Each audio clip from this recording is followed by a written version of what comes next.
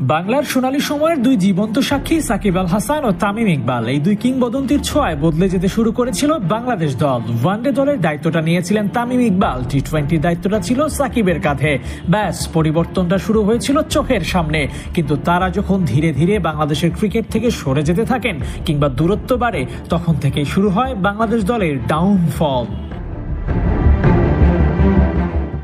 South আফ্রিকার মাটিতে বাংলাদেশের কখনোই জয় ছিল না। সেখানেই তামিমের নেতৃত্বে বাংলাদেশ সিরিজ জেতে। চারিদিকে তখন তামিমের ক্যাপ্টেন্সির প্রশংসা ভেসে বেড়াচ্ছিল।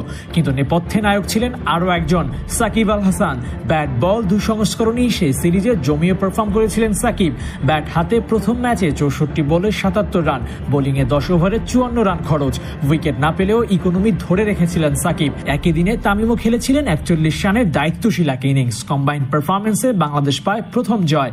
সিরিজের শেষ ম্যাচে জ্বলে ওঠেন তামিম ইকবাল। 82 বলে 87 রান করেন এই ওপেনার। বল হাতে দুটি উইকেট থাকে সেদিন সাকিবেরও। দলের দুই সিনিয়রের এমন পারফরমেন্সে মুগ্ধ হয় দেশের ক্রিকেট আঙ্গন।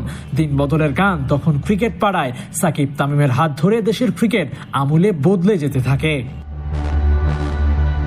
ওয়ানডের পর টি-20তেও সুদিন আসতে শুরু করে। ঘরের মাঠে ইংল্যান্ডকে হোয়াইট ওয়াশ করে টাইগাররা। 3-0 সেই সিরিজ জয় বার্তা দেয় দেশের ক্রিকেটে আমূল পরিবর্তন আসছে। একদিক সামলাচ্ছেন তামিম, অন্যদিক সাকিব। সঙ্গ দিচ্ছেন মুশফিক, মাহমুদুল্লাহর মতো কিংবদন্তি ব্যাটাররা।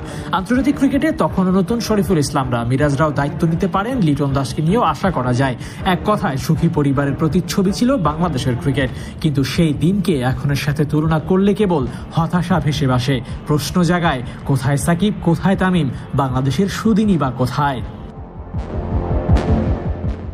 বাংলাদেশের সুদিন হারিয়ে গেছে। দেশের ক্রিকেট পার করছে রূপান্তরের কঠিন সময়। শান্ত চেষ্টা করছেন তামিমের মতো করে হাল ধরতে। টি-20টাকে সাকিবের মতো পুরনো শেপে ফিরিয়ে আনার চেষ্টা করছেন লিটন দাস। যে করেই হোক দেশের ক্রিকেটকে পুরনো দিনে ফিরিয়ে আনার আপ্রাণ চেষ্টা করছেন গোটা দল। কিন্তু কোথাও কিছু একটা যেন মিসিং। হতে পারে তা সাকিব তামিমের অনুপস্থিতি, হতে পারে তাদের না থাকা দেশের ক্রিকেটের সবচেয়ে বড় শূন্যতা।